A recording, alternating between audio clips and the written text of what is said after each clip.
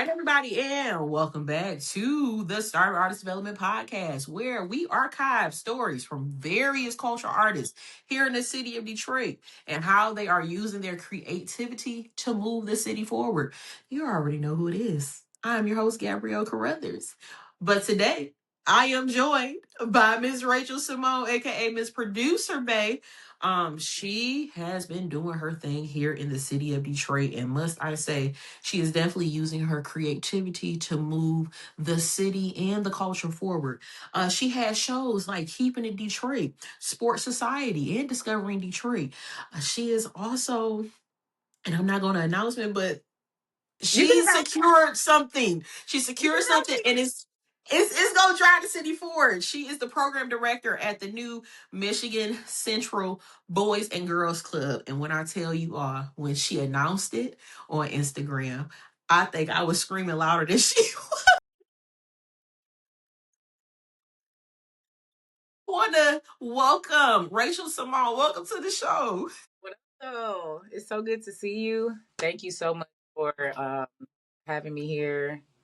And I'm just excited to talk because don't nobody be inviting me to their podcast. So thank you for inviting me because I don't know why y'all want to talk. Listen, girl, you are dope. Okay, you are dope.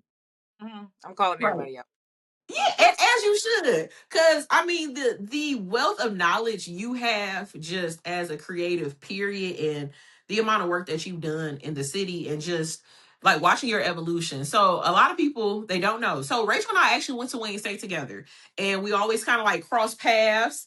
And when I ran into her at the last Creative Morning Detroit event, I was like, "Wait, she actually looks familiar." And I was like, "Let me go and say something to her real quick," because I saw the podcast interview with the Black Fridays podcast, and I know you and Denzel talked about like the starving artist mindset, and I was like, I absolutely agree. I agree. I absolutely agree. So one first things first. hmm Can you tell the audience a little bit more about yourself? Yeah. So just about my career, I've been in TV, and it's so funny now that I'm like talking to my students at the Boys and Girls Club. Like, I've been in TV for 13 years at this point. But some people don't know I kind of consider myself to be legacy media. So my dad worked at Channel 4 for 38 years, retired from there in 2020.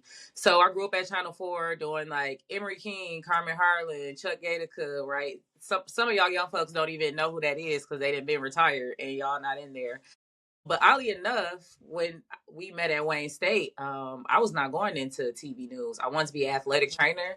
My family is a big sports family. I'm very much still a sports girly. So things happened. I moved out of state. Boom, came back. And then that's when I started my show, the Rachel Simone Show. Like I literally lived in Tennessee, came back, called my friend, like, I want to do a podcast because a vlog, like a show, because nobody was doing like there was no other show like that. Like it was only like Joseph Matt Fashion, and he was doing like Don Diva and like all the Vixen stuff, but like people interviewing people, that wasn't a thing.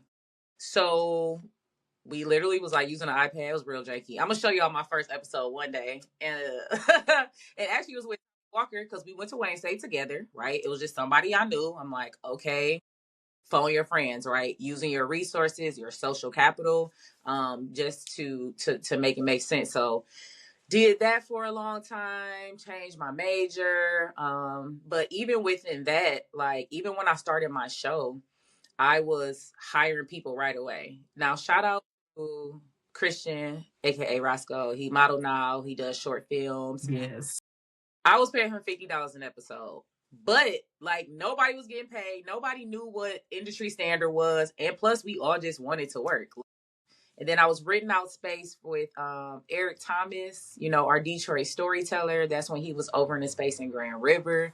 A lot of people don't know that. So me and my business partner at that time, so we were just renting out the space weekly. And Eric, I ain't gonna play. Y'all was charging us $1,000 a month. We ain't even had no income, child. Invest in yourself. Anyway, so we were doing that, but I really didn't understand that I was like kind of contributing to the workforce. I just knew like, okay, we got to just put our people on, right? Through the visuals, through the artists, through all of that. So boom, that happened. Then I started PAing at Wayne State. So shout out to Kim Piper Aiken. So I hosted Metro Arts, then I like floor directed Metro Arts. And then I just started getting PA gigs. I did Tabby Smiley, I did the Grand Prix, I did this doctor show, all these other things. And so that just kind of kept me in like the TV and film space.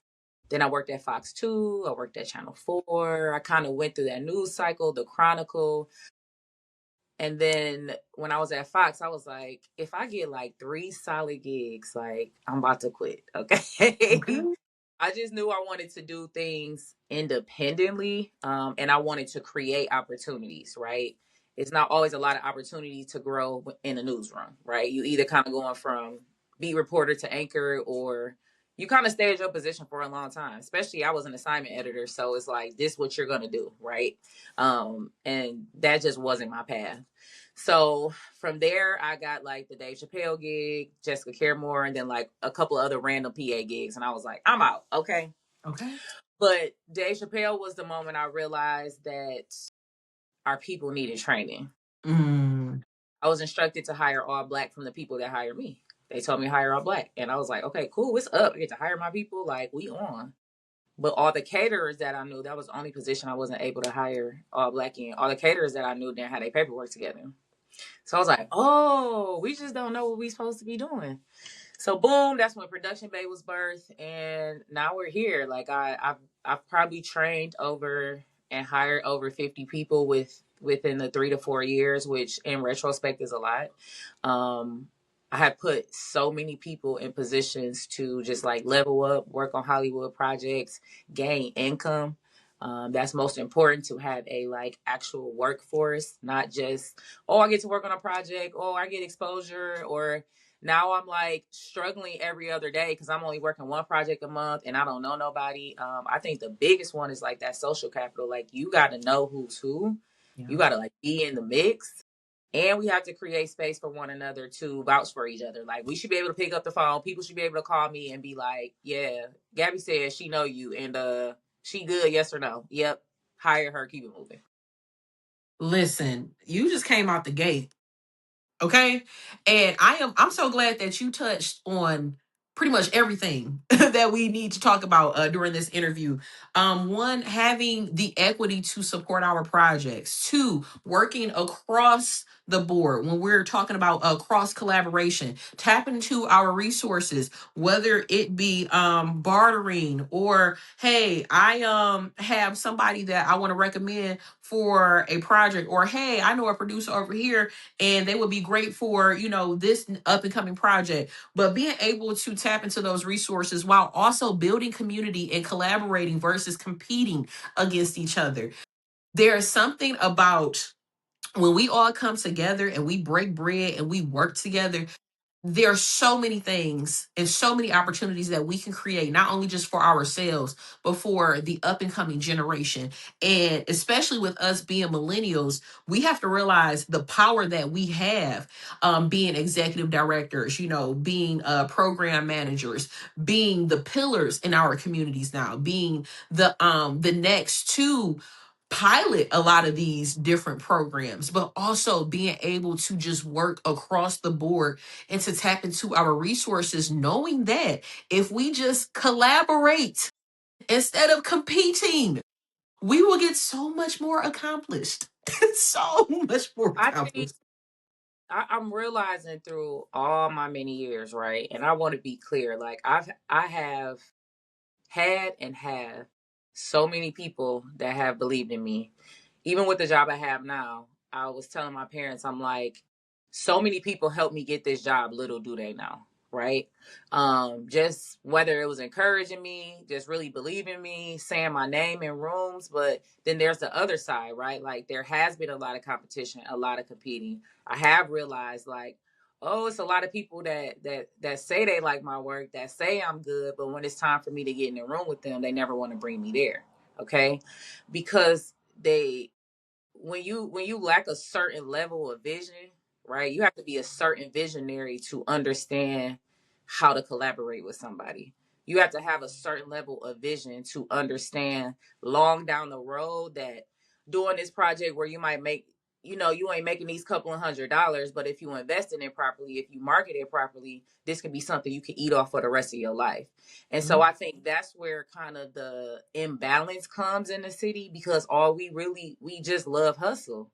That's not really like, I did my sweat equity, but it's even levels to that, right? Yep. So when I was doing all these PA gigs that nobody else was doing because they didn't understand, then they call me like, "Dang, how you get on this Hollywood project?" Because I did that.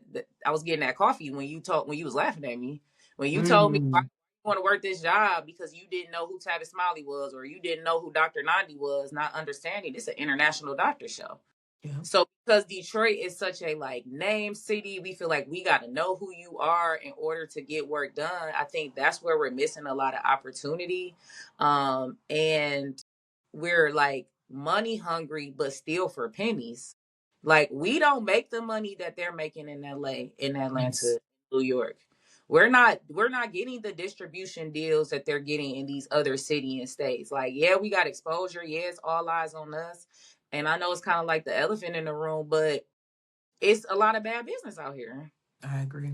And everybody's like having the meeting after the meeting, right? And then they're putting it on social media like everything is all good. And we know, because we're having these personal conversations one on one about the same people doing the same type of work, and it's like struggling people taking out loans, people doing all these other things that they're not mentioning in real life. So it's like, I just feel like, because the culture and the history of the culture that we've been doing in our arts is such a hustle, I don't see it like that, right? I see it as the workforce and the job that it is.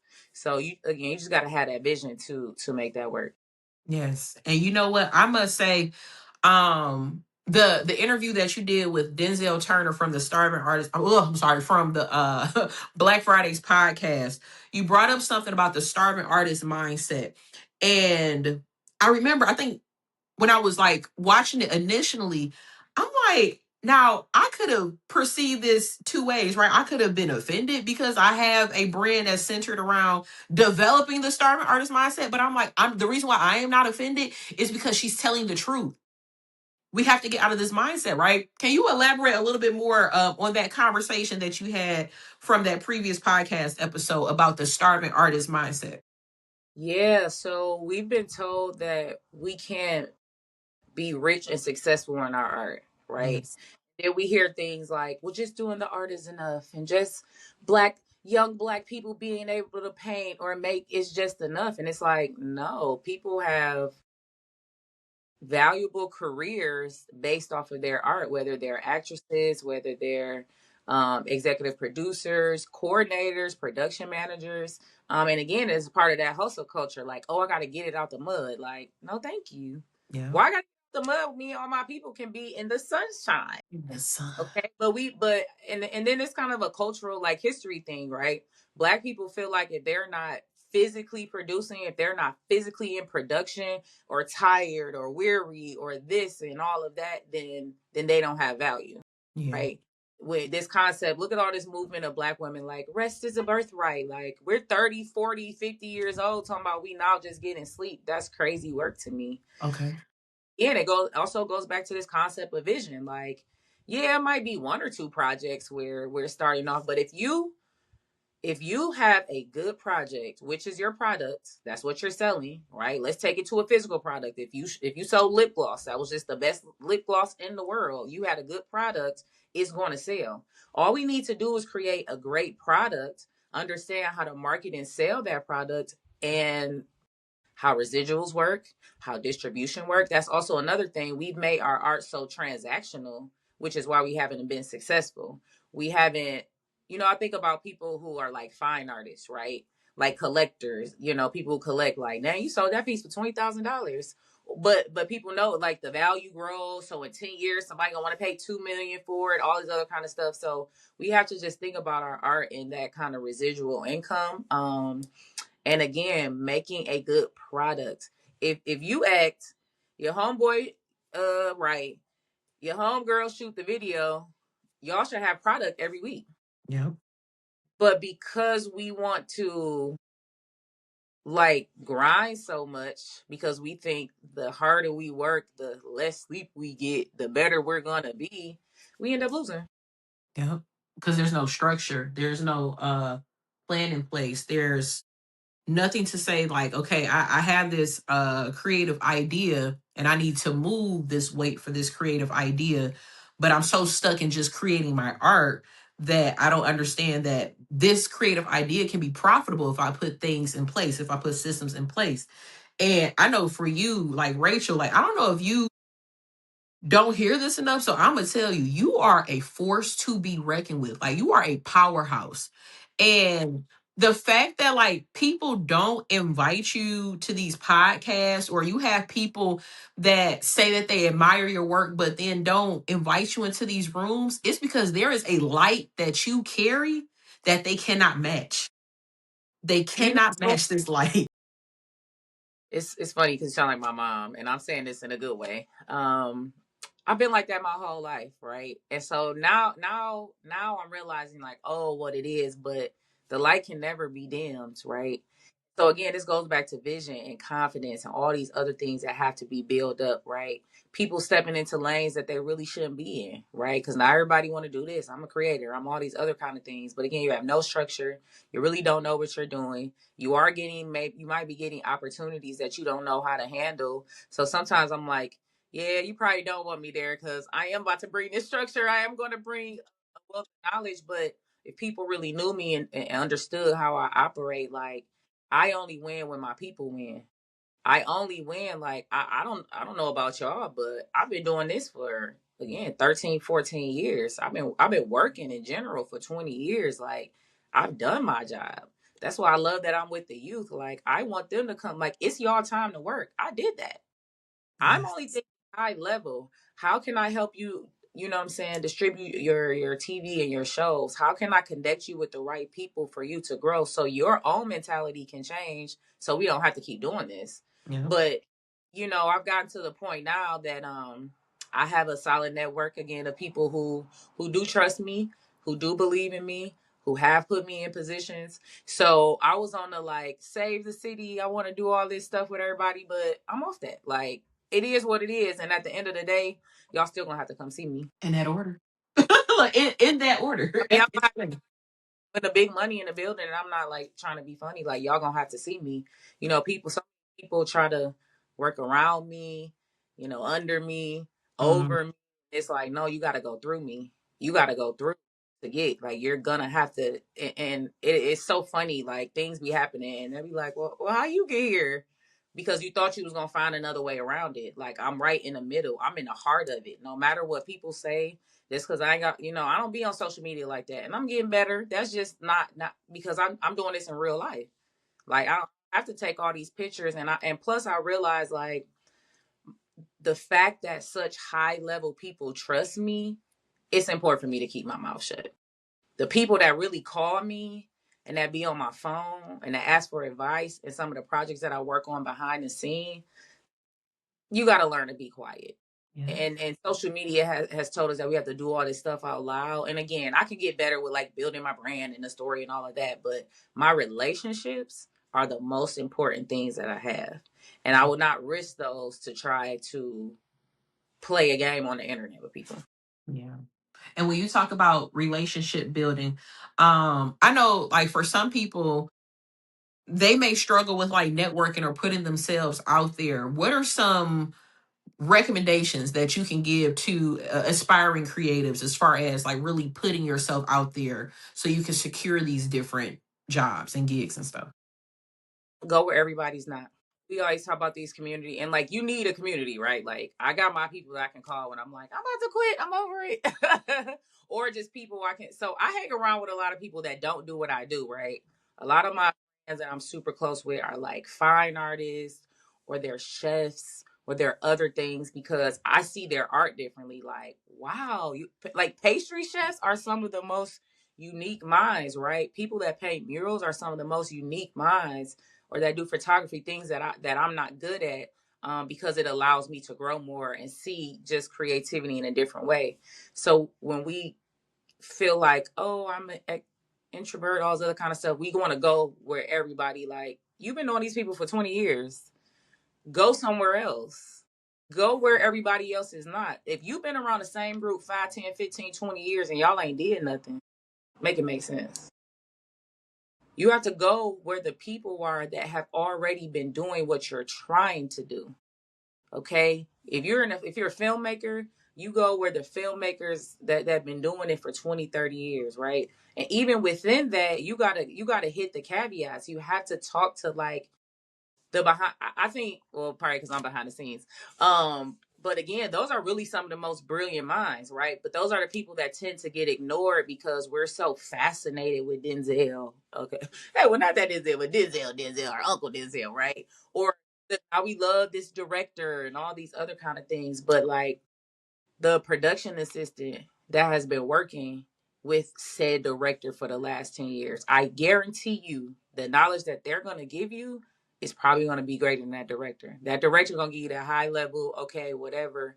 But the people that serve the people that we tend to value, to want to see, those are people y'all need to be talking to. Yep. Nope, I agree. Like the PR folks, like, not being funny, the janitors. I'm gonna keep saying this. Like, janitors literally have the keys. The CEO probably don't. Because guess what? He gone. He outside shaking hands, kissing babies. But that maintenance man, he there from 7 a.m. to 7 p.m. He the one that's gonna let you in the building to work that equipment low key. Right. And so we have to change our mindset on who we think has value because we just like a pretty face. Yeah. You're right. You are right. And even with that, like you said, like with the networking across and just making sure that you take the time to one, introduce yourself and to build those relationships with people that are doing what some people may consider the minimal work, but really is not. They're the people that make the other people look good, the CEOs, because obviously the CEOs are the one that might lack the creativity. So that's why you bring in the creative team to do the work to make the CEO look good. So if you're gonna talk to anybody. And I don't know, everybody kind of different, but hey, y'all gotta learn how to follow up. Mm, Y'all, a couple things. Learn how to follow up. If you're really talking to somebody who you feel like is popular or has status or has all these other kind of things, like, if I just met you at the coffee shop, I'm probably not gonna remember. But if you send that email, you do that, and you need to have a clear ask. Everybody knows me. Like, I'm not really a small talk girl. Like, what you want? And I mean that in a good way, right? So people that like have worked with me, like a lot of people that I hire, they, they just hit my line like, hey, you got this going on? You got some work? You got whatever? Yes or no? And I'm going to keep it moving, right? You don't have to butter me up. You don't have to. That's what I'm saying. Everybody different because everybody has like their own egos. And I'm like, no, I don't have time to be keying with you. Like, what do you need from me? And it might not always be work. Even this concept of mentorship, I really want to touch on that because a lot of my 20 somethings always like, I don't have any mentors. I don't have any mentors. I'm like, but what do you need? We think mentors, we want mentorship to be cute and pretty. Oh, we get to go get coffee every week and we're just chit chatting, we're doing whatever. And that might exist. But I realized like some of my best mentors were the people that were able to teach me, people that watched me and was like, yo, I see you doing this, but you need to do that. mm, Cool. Then when I adjusted, they gave me a job, right? They did this. They might call me every couple of months and check in. They might, you know what I'm saying? Send me a text of encouraging words. Like, you got to know what you want out of a mentorship relationship, okay? Like, your mentor is not always going to just be your friend. The people rooting for you is not going to be the person that you cry to at night or that you get to travel with and do all of that. So, y'all be having unrealistic expectations, and then mm, also you don't have a real ask. Like, what are you trying to do? Even if you level up in your career, do you need more skills? Okay. Do you need a different job? Do you need to update your resume? Like, it's a whole bunch of stuff because money is not the motive. Whatever y'all want to say is not, because y'all be going after pennies. Like, it doesn't matter. Y'all, Detroit artists ain't making no real money, and we're talking about it. Even if people have project after project after project, again, the meeting after the meeting, we are seeing it. There is no real economic like value that's happening for real. A lot of our artists are living off grants, which your grant should be your starting point. Your grant should be like startup, like, cool. I got $43,000. I'm about to make the best product I can so that I can maximize the most so I can continue to have rotational money. Not just one time to say I got a project out. Now you scrambling to do something else. Now you trying to do all this other things. So yeah. No words. No words. Just like you said, touching on being intentional about how you continue to build your relationships and structure your business, but also knowing your intent whenever you do network with somebody is so important. And I must say, it grinds my ears. Like you said, don't come at me beating around the bush. Tell me what you need so we can go ahead and do what we got to do, because buttering me up is not going to make me feel, any less than about what it is that you need from me. You just playing yourself at this Level, point. right? It's like Yeah. levels depending on where you at. So like the level I'm at now, building intentional relationships with people is more important to me first than asking for things because I'm working at a higher level. Now, when I was a production assistant, if I meet somebody who's shooting like, oh, you hiring? What up? I'm available. Yeah, I'm available for the next 2 weeks. Here go my phone number. I'm gonna send you my resume. Boom, boom, boom. But even with that, okay, I'm gonna use this as an example. I remember years ago, I was at the Foundation Hotel at the Apparatus Room, and it was like this networking event. I met this lady, and she was like, "Oh, my husband, he has a production company. Like, basically, it was a whole group of white guys, and she was like, they need some color on they set. So, and you're really cool. Boom, gave him my information. I didn't hear nothing back from him for maybe like 6 or 7 months. I ended up working with that crew for like 4 years though, Mm. right? Okay, if they call me today because like always work cool projects. They pay me really good, and I have fun with them, right? I would go work with them, right? And bare minimum, train people up. So it's like we live in this like if, and a lot of people do this to me. I'm like, okay, give me your information, like hit me up, like it's work on the floor. But if I don't call you the next day, everybody like, oh, you ain't for real, like, bro, calm Just down, hold friend. on, bro. Everything is not, but Instagram literally has people thinking everything is instant, right? So even with the Dave Chappelle thing, like how I got that, a friend of mine connected me with the guy. We were supposed to do this like jail show. Everybody knows I love prison shows. Like I don't know. I love whatever. So I was all excited. I was like in my 20s, and I'm glad it didn't work out because what would have I have been doing in that jail as a PA? Like, no ma'am. So he called me. We were supposed to do it, like had a schedule for the show. He called me the day before, like, we not doing it no more. And he was like, nah, if I got something else, I'm gonna call you. And I'm like, man, he not gonna call me, like, whatever. Probably about 8 months later, he called me. I did 3 gigs with him, and then he gave me the Dave Chappelle thing, right? So you gotta have a little bit of patience and trust the process and truly be in alignment. So that'd be the other thing. A lot of y'all really don't want to work in the careers y'all say y'all do. Y'all just want to do something that y'all think is cool because y'all want Mm. to be around people that y'all think is cool. But people who work in this entertainment, like, this not, you got to be about this life. You got to love this. We be on set 14, 15, 16 hours. This ain't no 8 hour day. This not no 9 to 5. And even 10 hours, like, no, standard is 12. Right. And so I've had people work with me and work on these type of projects and that I've had to fire. Like, yeah, because it's not what you thought it was. Like, I'm about this life. Hey, Shoot for dedication. 5, 10 days all day, call time 4 or 5 o'clock in the morning. Like, no, this is not a joke. It's a lot of money on the line. Again, even being intentional, being realistic about like stop trying to step into spaces because you just want to be around people. That's deep. I listen. One thing I can say about you, you are going to shoot your shot. Like it doesn't matter if you fumble the ball. You like, I'm gonna shoot my shot, okay, and I'm gonna get it regardless. We gonna figure it out, but I'm gonna get it. But So many people have said no to me, mm, even at my career. There's still people who be like, yeah, you ain't about to do that. And then I do it anyway, right? Or I'll try to collaborate with somebody, or I'll try to bring somebody on something because I see the vision and what they have going on. Okay, so they don't want to do it with me, and then they do it with somebody else, and then it don't work.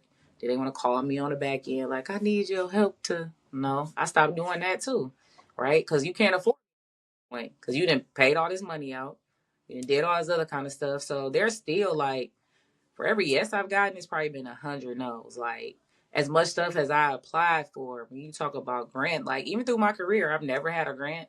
I've never had an EP. I've never had I've never taken out a loan. Every project I did came from my money or other people that was on the project. They used their money. Like, I've been working full time. Like I say all the time, my full time job is my silent investor, right? I never messed around with nobody, never did any of that. So when y'all talk about somebody being a real boss, building a business from the ground up, that's what that looks like. I've never taken advantage of nobody.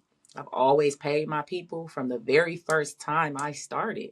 Regardless of, okay, so now I went from paying people $50 to $500 an hour, right? Okay. So you see the increase, but I've always been about that life and like every step. But that's what happens again when you really have that vision, when you really just like know that this is what you're supposed to be doing. But like people tell me no all the time, or be like, "Girl, you can't do that," and I'm like, "Okay, watch me work." And it's just knowing the fact that you are even reassured in your creativity, and you know, like, I'm that girl, and no matter what you tell me, I'm going to make it happen with or without you. There are so many people that do not exude that confidence, or even just have the confidence to know that I can do it. Whether you think I can do it or not, I'm going to make it happen. What do you say to those people that are struggling with knowing themselves and understanding that no matter what you do, no matter how many no's people tell you, there's going to be that one yes. So what do you do when you hear 1,000 no's and you're like, but I'm gonna keep going? What would you tell the up and coming generation? Yeah, you got to stay committed. That's it. You have to stay committed, and you got to keep your mouth shut. I had to get to a point. So you got to stay committed to the process, right? So when you doing that work, when you up late, or when you working them odd jobs, when you working on that project and all of that, like, you're gonna be tired. I mean, well, not recently, like last couple of years, but I pretty much quit TV every year. Like, I'm about to quit, right? I quit. Like, I'm over this. So, but I always went back. No, you're not, right? Okay, maybe I'll take a couple of weeks, calm down, get back, go back. You have to stay committed to the process. Um, and I said this once, and it's funny because Pastor said it last night. Like, commitment first, confidence second. Once you get good at something, I'm so good at what I do. Like, I'm the process girl. Everybody knows that. Like, producing is the easiest thing I can do. Keep like that. It's the easiest thing I can do. Nobody can take that away from me because I've been doing it for so long. I perfected my own process. I went through all the ups and downs. I lost money. I worked on bad projects. I worked on good projects. I worked with people who taught me a lot of stuff where I realized, like, dang, you don't know what you thought you knew. And then I turned around and learned more and said, okay, I know that now. So you got to stay committed to the process. That's like the most important. Two, I'm gonna go back to what I said earlier. Keep your mouth shut. And y'all be hearing this from other people, but you have to do it. And it's hard. It's hard because I'm a talker girl.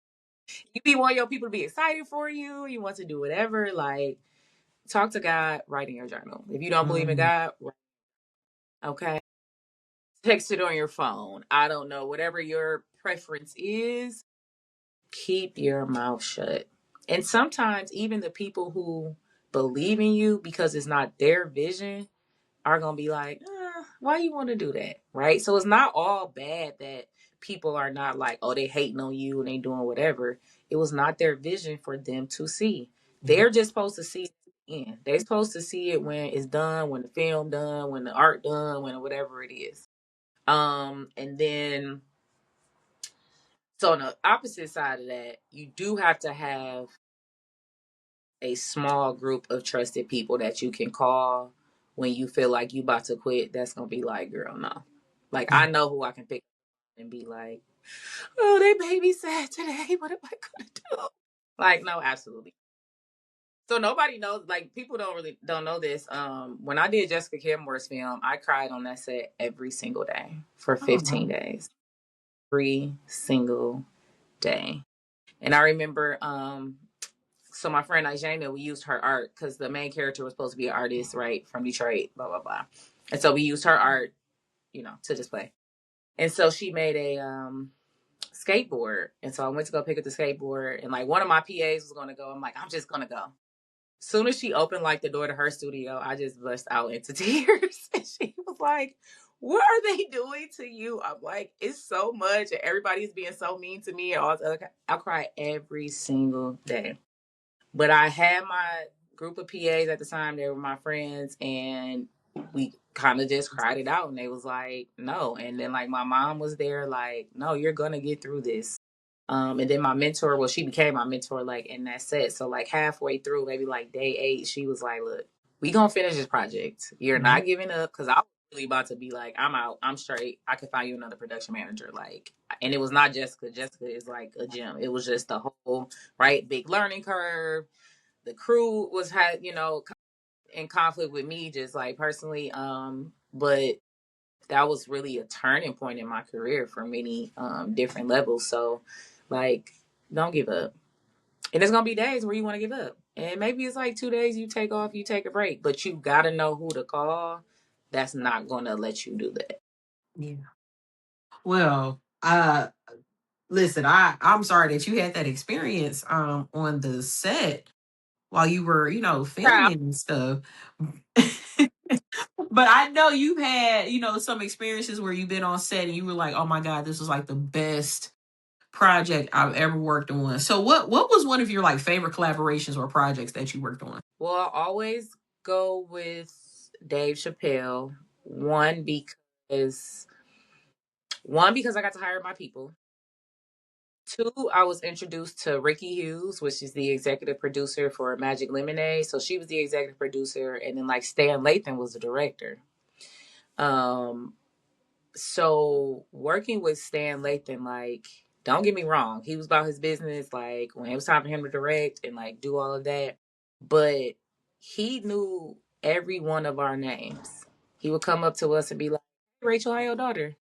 Hey, hey Terry," these like other people that I hired. And so working with a man of that caliber, right? He did Martin. So not Lathan's dad, right? And he has so much respect for us as PAs, coordinators, local, like he didn't know anything about us. That made me realize like our set culture doesn't have to be like this, right? Because we was just told everything gotta be mean and all this. We disrespecting each other, acting all crazy.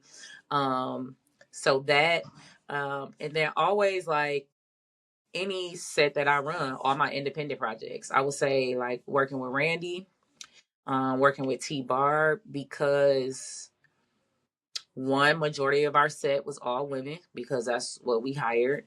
Um, Two, we just created a tone.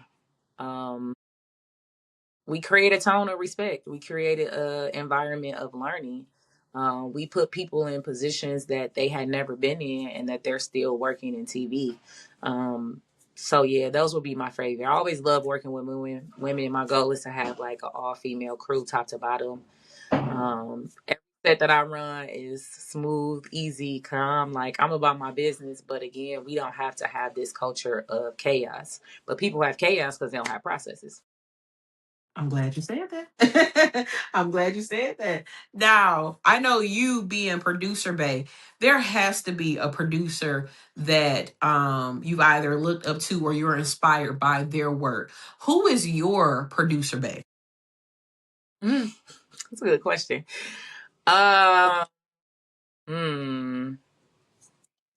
I would say, and I know we see her as a writer, but she's really a producer. I would say Ava DuVernay. I would say Ava DuVernay and Lena Waithe. Here's why. So Ava, because if y'all don't know about her career, like she started off in PR, like in Hollywood. She's behind the scenes doing like all of that marketing stuff. And she took the skills that she learned to create a better space in the film world. Right. So I model some of those things being like, oh, okay, this is how you create a process in order to make our sets run better. Right. she watched for a long time and learned. That's what I did. I watched a lot of people. I learned. I adjusted so that my product could be top tier. I would say Lena Waithe because of how she hires her people from the city. Like Yeah. everybody that's on the side, like 90% of those people are from Chicago. And then they're like also artists on the other end. And so she's helping them like develop this, and she's using local clothing lines and jewelry and all of that. So I'm also always very intentional about doing that in any project that I do. Like I'm not trying to bring people from nowhere else unless you from Detroit and you just so happen to live in LA and Atlanta. But other than that, I'm like, we got everything that we need. So those will probably be my two producer Wow. bays for sure. Well, I can definitely say that both producers and even Ava, just their scope of work, and even like Issa Rae, that networking across and hiring people in your city, and really capitalizing on like the talent that's in the city versus bringing outside, people to try and tell the stories of what is happening in the city. I know, especially as a Detroiter, archiving the stories of various cultural artists here from the city has always been, very important to me. But it's important to me because there are so many people that are not receiving the credit. They're not getting their flowers. And you have other people coming in and capitalizing on the Mm-hmm. creativity of others who have been in the city, POP holding it down for years. And even with you and what you're doing, I know, like, you're known as producer, babe, but I must say that like your work in general, like you're a master class within itself. And I'm not saying this to hype you up. Like I'm saying this because I have literally watched you when you were going to school, for what Woo, was it, child. like athletic training, right? And I remember when my Uh-huh. sister went to school On for the dance. sports management. Yes. And I Woo, like I well, know I it. was listen, I was in there for journalism for a minute, and then I Mm. switched over to dance. But like I literally, to watch like your evolution, to say, what, I want to get into producing, but also with you being a legacy producer, right? And knowing that your father like did all of this work too, and kind of just watching him and his evolution, and then you creating your own legacy and now wanting to give back to the youth. Like I feel like you really do deserve your flowers. And like I said, I'm not saying that because I know you personally, but because I truly respect what you're doing. You are about your business, but you stand on business and you figure it You out. know, thank you. I received that. But I realized that my flowers come through God, and at some point they'll show up in this space of just human world where we literally want to see people. And again, I am very like I want to be clear. Um, I got so many people that rock with me. Okay, that love me. That's going to show up. Like even in this position that I'm transitioning in, like nobody's gonna let me fail. Like it's the balance scales. Yes, there are like I realize like, oh, some of y'all be hating. Oh, y'all be hating hard. Like if y'all stop the hating, your career will be advanced 10 times further, but Mhm. that's not my business. But because I have the other end, and if you don't have the other end, you need to find it, right? If you don't have those people, and sometimes we think we want it to be the people that we want to work with, right?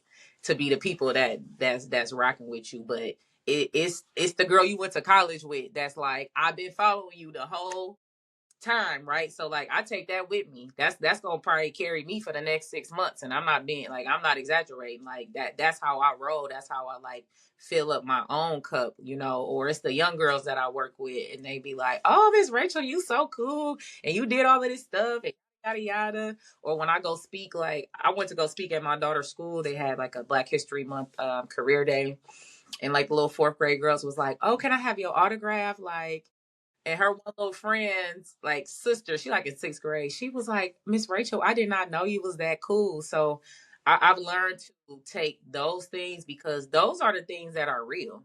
Yeah. right? Sometimes we do these performative things for the internet and then like, oh, all these award shows. Now, don't get me wrong, I still want my Emmy. That's still very much on my list, right? Okay. Okay. That's a personal goal though. You know, we do these award shows and like, oh, I didn't get this or get that, but like, I want the real, and I get the real from people. Those texts that people send me, like, bro, I'm so proud of you, or even just somebody connecting me with somebody. That's the stuff that I tend to lean on, that I will continue to lean on, because y'all be hating on yourselves dang near at this point. Like, it ain't even me. It's just a citywide thing. We all know it. Because we all scratching for pennies. That's why I'm like, go around. Yeah. Go where the other people. I've learned to go where people are not. I cannot say that enough. Go where the people go. Even again, watching some of my artist friends, like some of the people that they deal with, and like, where did you meet this person from? Like, but you met that, and they the one who gave you a grant. You met that person and they're the one who gave you space for free for 6 months, right? Like, there is a lot of money, there is a lot of opportunity out here, but I encourage you to step outside of what you know. Like, you'll still be connected with your black friends, you'll still be connected with the crew, you'll still be connected to who you think is popular, because we ain't going nowhere. Like, we right here. But get with all them other people. Mm. No. And listen, your social impact is definitely, I feel like, is moving Detroit's ecosystem forward. So thank you for all of your work, and thank you for the simple fact that you're like, I don't do it for the accolades. I do it because I know that the work that I am doing is going to make a difference. So if you want to give me an I'll be award, fine. Yeah.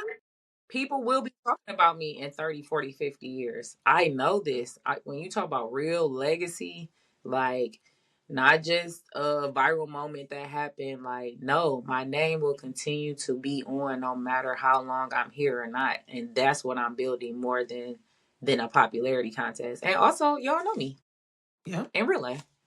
And that's it.